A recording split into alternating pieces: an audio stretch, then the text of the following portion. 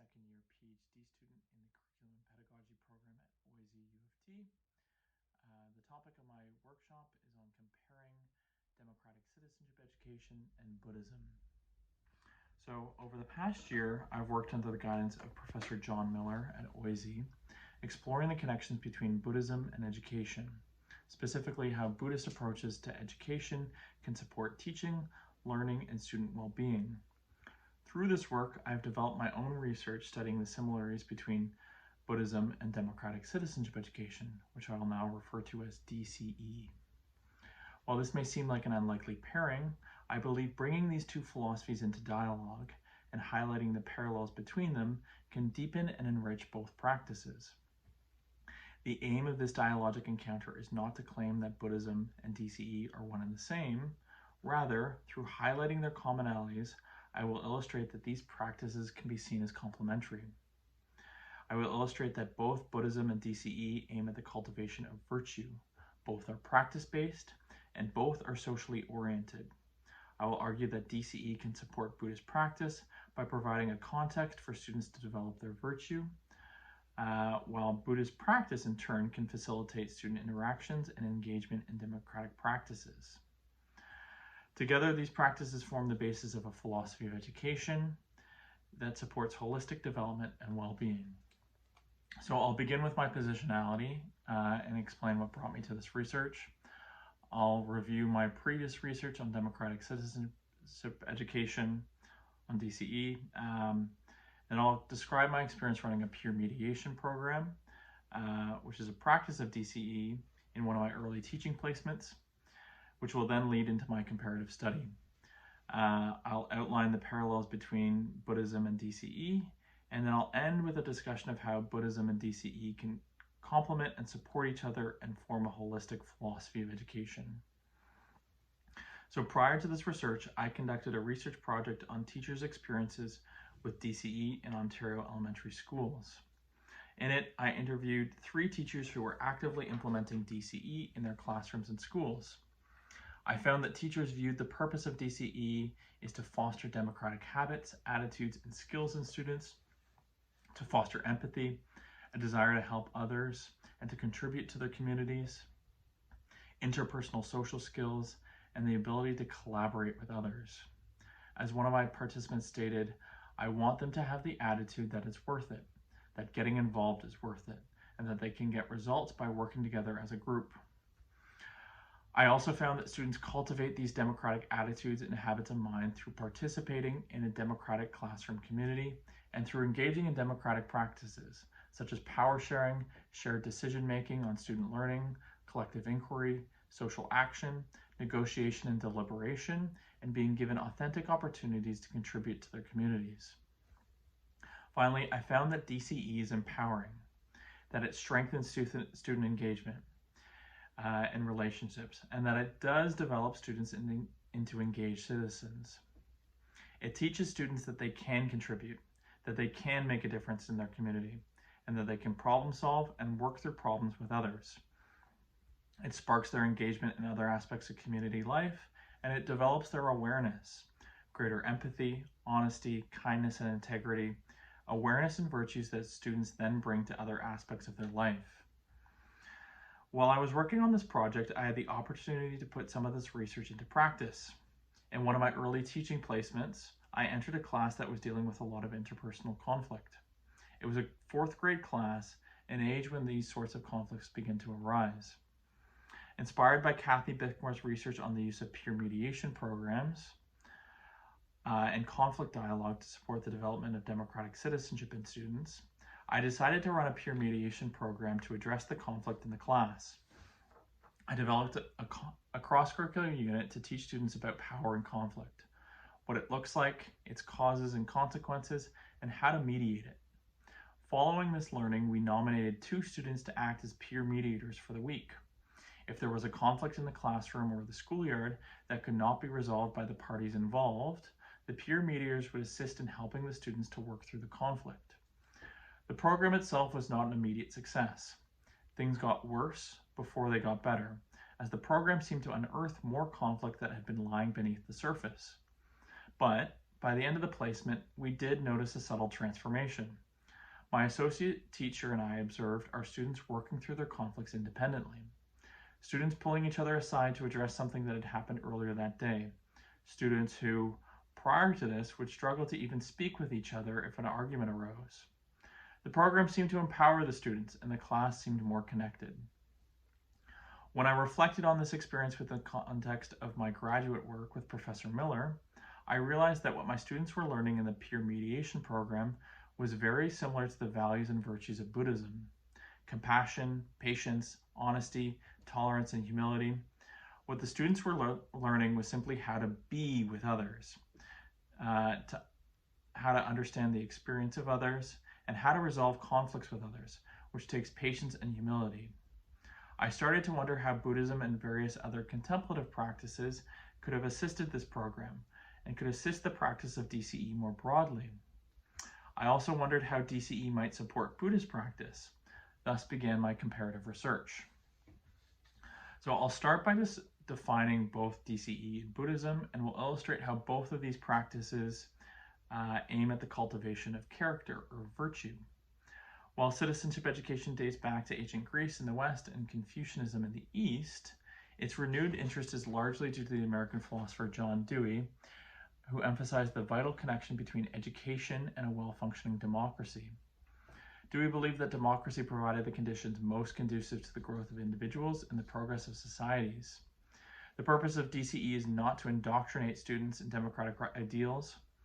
Rather, the objective is to cultivate in students the attitudes, skills, and habits of mind that will enable them to be active and engaged citizens. These include curiosity, open-mindedness, flexibility, humility, respect, tolerance, reflective intelligence, and the capacity for good judgment, the ability to deliberate and problem solve with others, an understanding of means and ends, the ability to anticipate the consequences of certain actions, intellectual freedom, responsibility, and independence, and what Nartha Nussbaum refers to as a narrative imagination, an empathetic capacity to understand the experiences of others. Thus, the purpose of DCE is to cultivate these intellectual and moral virtues which support student engagement in public life. Now, moving on to Buddhism. Buddhism is a bit harder to define. Depending on who you ask, it can be considered a religion, though very different from what we in the West understand as religion, as it lacks the moralism and the obedience to moral commandments that are characteristic of our Western religions. Buddhism can be considered a philosophy or a school of thought comprised of a diverse set of traditions. It can also be considered a psychology of the human condition, an existential phenomenology of human being, of human suffering. As Alan Watts notes, the Buddha was the first historical psychologist. He provided a descriptive account of life, of why we suffer, and how to relieve our suffering. Rather than metaphysical speculation, he was concerned with the here and now, with concrete human existence. Like DCE, Buddhism aims at the cultivation of certain moral virtues. These are a means to dealing with suffering and to serving others.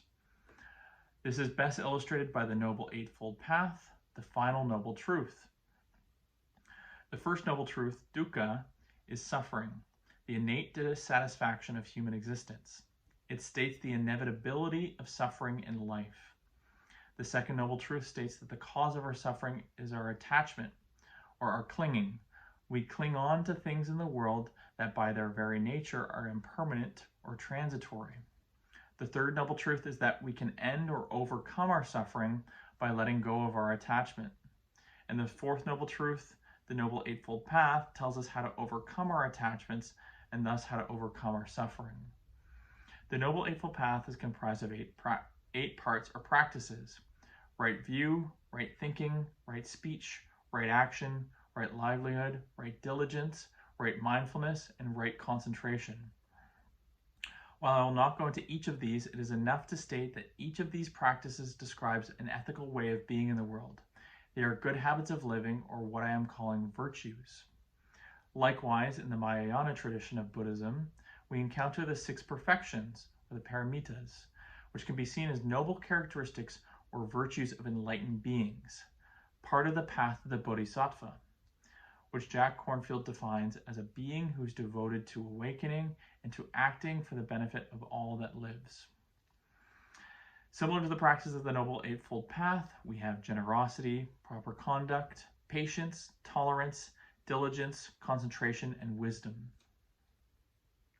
The connection I am making here is that both DCE and Buddhism aim at the development of certain habits or virtues that serve us in our conduct in the world. Virtues that develop our character and our ability to be with, work with, and serve others. They are virtues that help us navigate the world and our existence as human beings.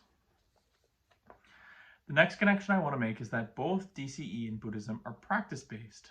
Students do not become democratic citizens by simply studying theory or learning about their rights, responsibilities, and about the democratic system. Likewise, one does not become a Buddhist, or a Buddha for that matter, by simply studying ancient texts or scriptures. Both DCE and Buddhism are fundamentally practices.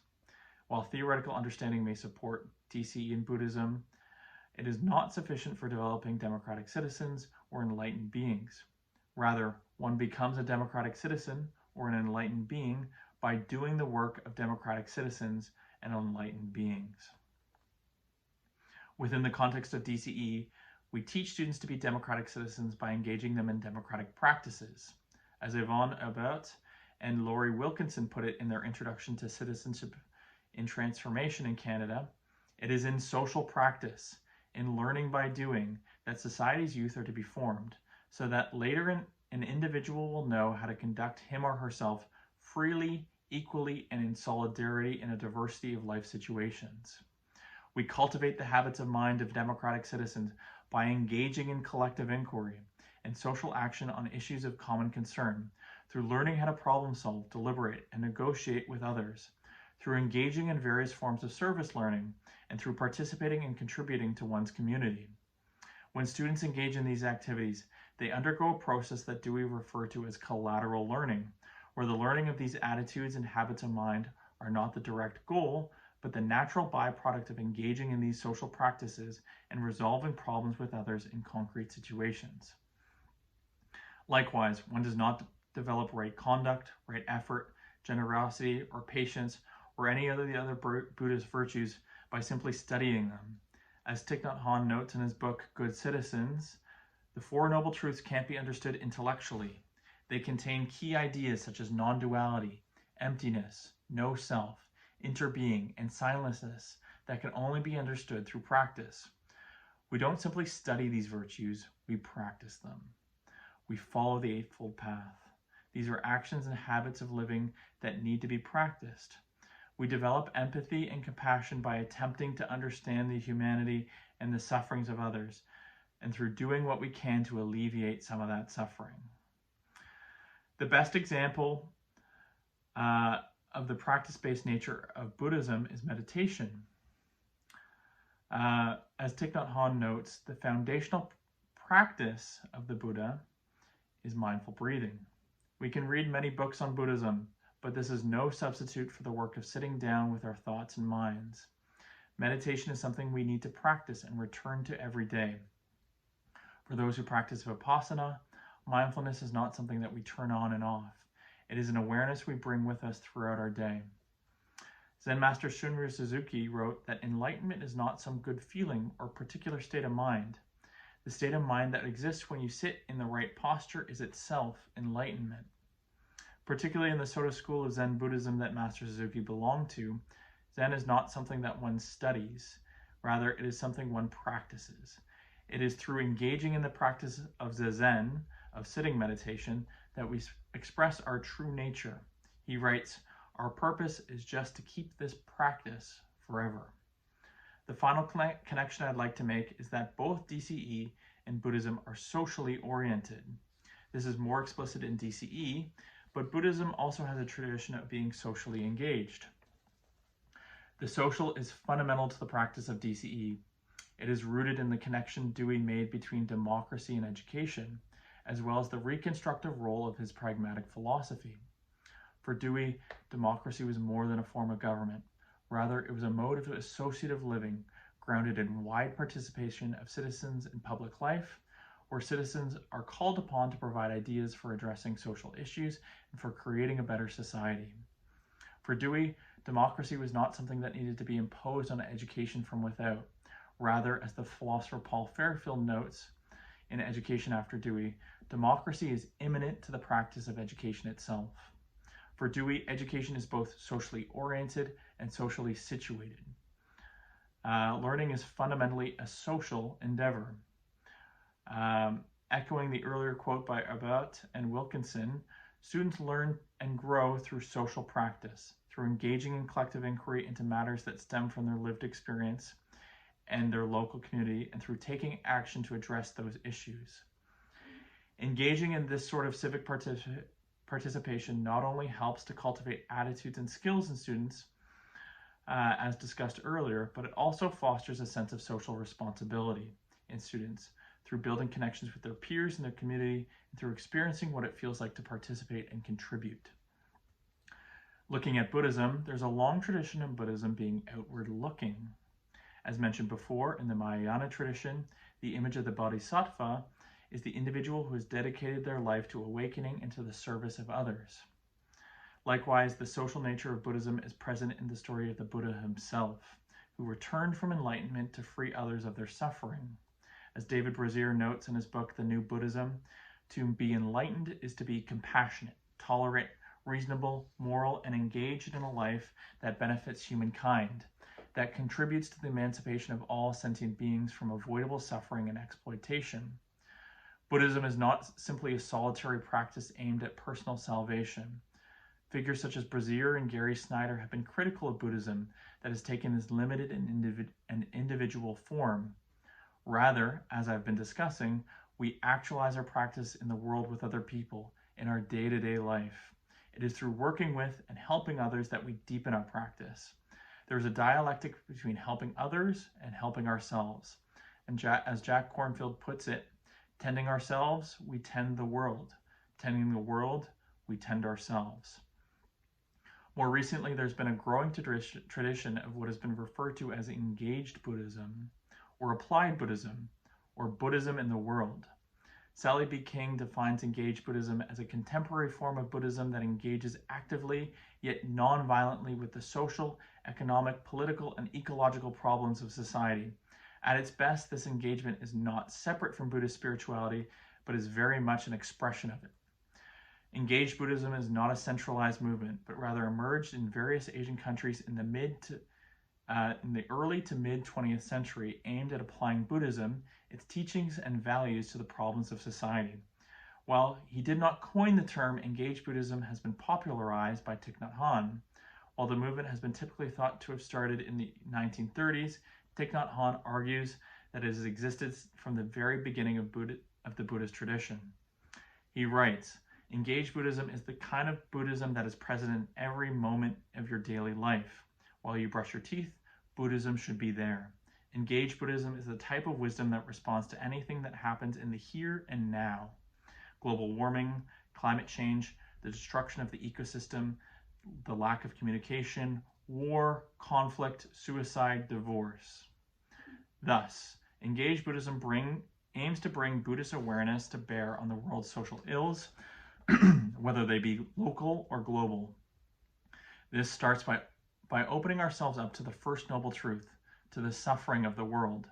Thich Nhat Hanh's Interbeing, 14 Mindfulness Trainings of Engaged Buddhism, and Susan Moon's collection, Not Turning Away, The Practice of Engaged Buddhism, are two examples of how Buddhism can be directed and applied to social issues.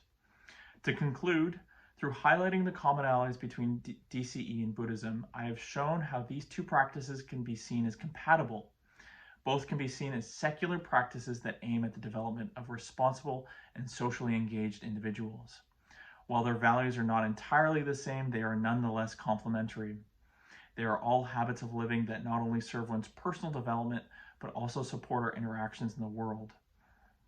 Through making this connection, I believe Buddhist practice can support DCE through facilitating productive student engagement in the community. I think back to my experience running the peer mediation program and can see how a regular meditation practice could have supported the program. Students might have been a bit more present, a bit more patient, and a bit more understanding of each other. This applies to other democratic practices as well. Collective inquiry and deliberation could be supported and guided into more productive direction through presence, patience, and other Buddhist virtues. Furthermore, I believe the empathy we develop through Buddhist practice can go a long way in supporting other democratic habits and attitudes, such as narrative imagination and tolerance of others. Likewise, I think DCE can support Buddhist practice by providing a context and an environment to practice these skills. The Buddhist virtues of generosity, right action, and right view are not developed in a vacuum.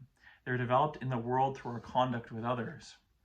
What better way for students to develop these virtues than through their engagement in their school and local community, through coming together with their peers in the service of others. It is through our relations with others that our virtue is tested. Are we truly patient, humble, and empathetic? And it is through being tested that we develop these virtues. Combined, I think the practice of DCE and Buddhism creates a philosophy of education that fosters holistic development and student well-being. One of the admitted weaknesses of DCE is that while it may be progressive in nature, it on its own is not holistic. Following Miller's notion of educational orientations, DCE is primarily a form of transactional learning.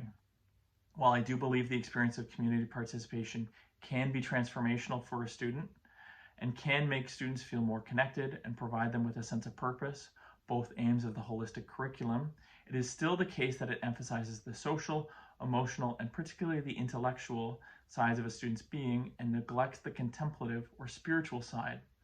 Thus, DCE lacks the contemplative or spiritual component that is characteristic of most forms of holistic education.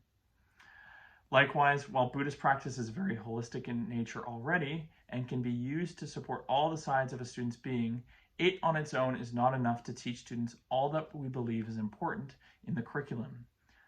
Together, I think DCE and Buddhism are complementary and create a holistic philosophy of education, one that empowers students, cultivates a sense of purpose in them, fosters social and emotional awareness and understanding, helps students build stronger relationships, and nurtures students' spirits through meditation and acts of service.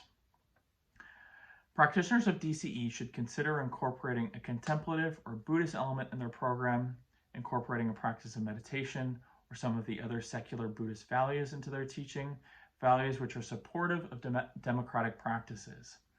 Likewise, teachers who are already including contemplative or Buddhist practices in their classrooms should consider combining these with community or social practices and using these as opportunities for students to develop their virtue. Thank you.